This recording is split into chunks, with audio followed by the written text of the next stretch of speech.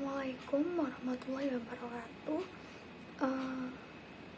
Hai semua, saya di sini akan mempresentasikan materi tentang anatomy and physiology of your muscles and bones oleh dosen pengampu Bapak Henry Didiharto, SKPNARS MPD. Perkenalkan, nama saya Syafa Farah Alfiana,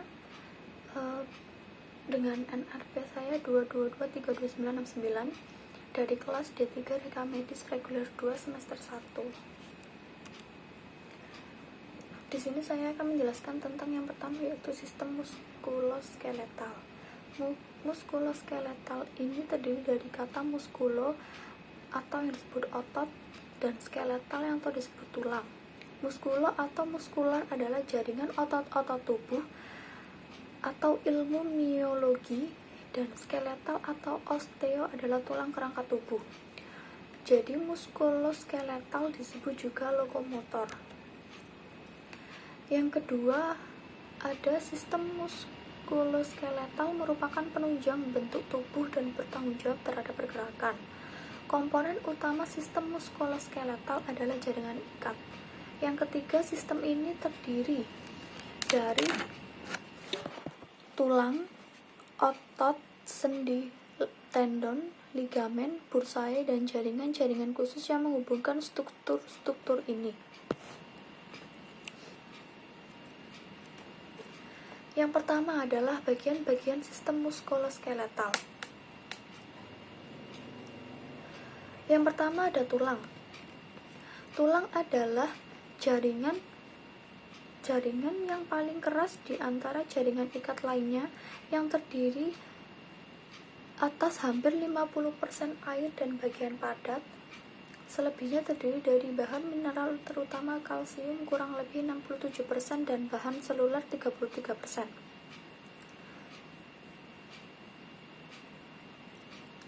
Yang kedua ada fungsi tulang. Yang pertama adalah mendukung jaringan tubuh dan memberikan bentuk tubuh. Yang kedua, melindungi organ tubuh yaitu jantung, otak, paru-paru, dan jaringan lunak. Yang ketiga, memberikan pergerakan atau otot berhubungan dengan kontraksi dan pergerakan. Yang keempat, membentuk sel-sel darah merah di dalam sumsum tulang atau hematopoiesis. Yang terakhir adalah menyimpan garam-garam mineral, kalsium, fosfor, magnesium, dan fluor. Ini ada struktur tulang yang terdiri dari jaringan tulang. Yang pertama, jaringan tulang padat atau compact dense bone. Yang kedua, jaringan tulang berongga atau spongy bone. Jaringan tulang padat atau yang disebut compact atau dense bone yaitu satu, bersifat padat dan keras, berfungsi untuk melindungi bagian dalam tulang. Yang kedua, tersusun atas osteon atau yang disebut dengan H. Unit berstruktur silindris. Subunit osteosite terletak dalam rongga yang disebut lacunae. Yang ketiga, pada pusat osteon terdapat saluran yang berisi pembuluh pusat. Yang keempat ada lapisan matriks tulang disebut lamellae. Yang kedua ada jaringan berongga. Yang pertama terdapat pada bagian dalam tulang padat sangat porous atau struktur berpori. Yang kedua tidak memiliki osteon tapi memiliki matriks tulang atau lamellae. Yang ketiga tersusun atas struktur yang tidak beraturan. Rongganya berisi dengan sumsum tulang dan pembuluh darah. Yang keempat, pembuluh darah terhubung dengan Volkmann dan Haversian canals. Ada komposisi tulang yang berisi jaringan tulang adalah jaringan ikat tersusun oleh 4 jenis sel, matriks, dan membran tulang. Yang kedua, matriks tulang terdiri dari 20% air, 20% protein, dan 60% mineral. Senyawa inorganik terutama kalsium dan fosfor juga mengandung sulfat dan fluorid, memberikan sifat keras dan kekuatan tulang. Senyawa organik atau osteoid, proteoglycans, glycoproteins, dan kolagen fiber yang membentuk fleksibilitas tulang.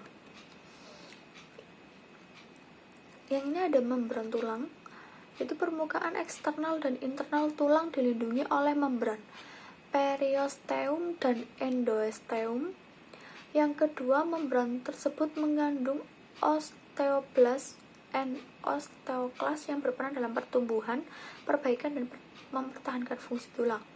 Yang ketiga adalah periosteum, terletak pada bagian luar tulang yang tidak memiliki kartilage dan dilalui oleh pembuluh darah, limfa, dan syaraf yang berpresentasi ke dalam tulang.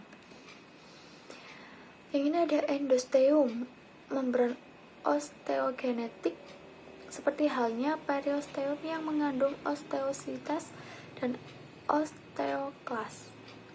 Endosteum ini melapisi bagian dalam tulang yang mengandung sumsum atau pembuluh darah. Sel tulang, ada 2 sel tulang, ada 4. Yang pertama osteoprogenitors. Jenis selnya belum berdiferensiasi, mampu bermitosis membentuk osteoblast pada permukaan dan rongga tulang yang mengandung pembuluh darah dan sumsum tulang. Yang kedua ada osteoblast. Diferensiasi sel osteoprogenitor, sel pembentuk sel tulang dan matriks tulang pada permukaan dan rongga tulang yang mengandung pembuluh darah. Yang ketiga adalah osteositas, menyusun sebagian besar struktur tulang. Yang keempat ada osteoklas, terdapat pada permukaan dan rongga tulang yang mengandung pembuluh darah dan bone marrow, berfungsi meresorpsi atau menghancurkan matriks tulang. Fungsi ini terkait dengan pertumbuhan dan perbaikan tulang. Ada klasifikasi tulang. Yang pertama, tulang panjang, biasanya berfungsi sebagai pengungkit atau pengangkat beban, terdapat pada tulang anggota gerak atas atau bawah. Yang kedua, ada tulang pendek berbentuk kuboidal atau kubus, biasanya terdapat pada pergelangan tangan dan kaki. Yang ketiga, ada tulang pipih, permukaannya luas, biasanya berfungsi untuk melindungi organ dan tempat melekatnya otot. Yang keempat, ada tulang tidak beraturan, bentuk, ukuran, dan permukaannya bervariasi. Yang kelima, ada tulang sesamoid, merupakan tulang kecil di sekitar tulang yang berdekatan dengan persendian dan didukung oleh tendon dan jaringan fasial. Contohnya tulang patella. Bentuk dan konstruksi tulang ditentukan fungsi dan gaya yang bekerja padanya. Kartilago atau tulang rawan. Tulang rawan terdiri dari serat-serat yang dilekatkan pada gelatin kuat, tetapi fleksibel dan tidak bervaskuler. Sel-sel tulang rawan yang disebut kondroblast. Sel-sel kondroblast ini mengeluarkan matriks yang disebut kondrin. Berdasarkan jenis dan jumlah serat, di sini ada 3 macam tulang rawan. Yang pertama, tulang rawan hyalin adalah matriks mengandung serat kolagen dijumpai di ujung tulang rusuk. Yang kedua, ada tulang rawan elastin, serupa dengan tulang rawan hyalin, tetapi lebih banyak serat elastin yang mengumpul pada dinding lakuna yang mengelilingi kondrosit di daun telinga, laring, dan epiglotis. Yang ketiga, ada fibrokartilago. Matriksnya tersusun kasar dan tidak beraturan, terletak di cakram tulang belakang. Ini ada ligamen atau yang disebut dengan simple. Ligamen adalah suatu susunan serabut yang terdiri dari jaringan ikat, keadaannya kenyal dan fleksibel. Ligamen menghubungkan tulang dengan tulang lainnya dan mempertahankan stabilitas. Contohnya di bagian lutut meliputi ligamen patella, pergelangan tangan ligamen dorsal radiokarpal, ligamen kolateral, ligamen palmar radiokarpal. Ligamen pada daerah tertentu melekat pada jaringan lunak untuk mempertahankan struktur. Contoh ligamen ovarium yang melalui ujung tuba ke peritoneum. Yang ini ada faskia. Faskia adalah suatu permukaan jaringan penyambung longgar yang didapatkan langsung di bawah kulit.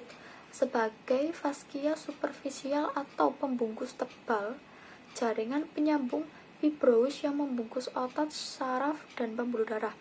Fungsinya yaitu sebagai pembungkus, pelekat, serta pemisah antara otot-otot serta organ-organ internal. Faskia terletak di mana mulai dari tendon, ligamen, dan organ. Yang ini ada bursae. Bursae adalah kantong kecil dari jaringan ikat di suatu tempat di mana digunakan di atas bagian yang bergerak. Misalnya antara tulang dan kulit, tulang dan tendon. Otot-otot bursae dibatasi membran sinovial dan mengandung cairan sinovial. Fungsinya sebagai bantalan di antara tulang dan tendon agar tulang, sendi, dan otot tidak bergesekan satu sama lain saat bergerak. Kemudian ada tendon. Tendon adalah ikatan jaringan fibrous yang padat yang merupakan ujung dari otot yang menempel pada tulang.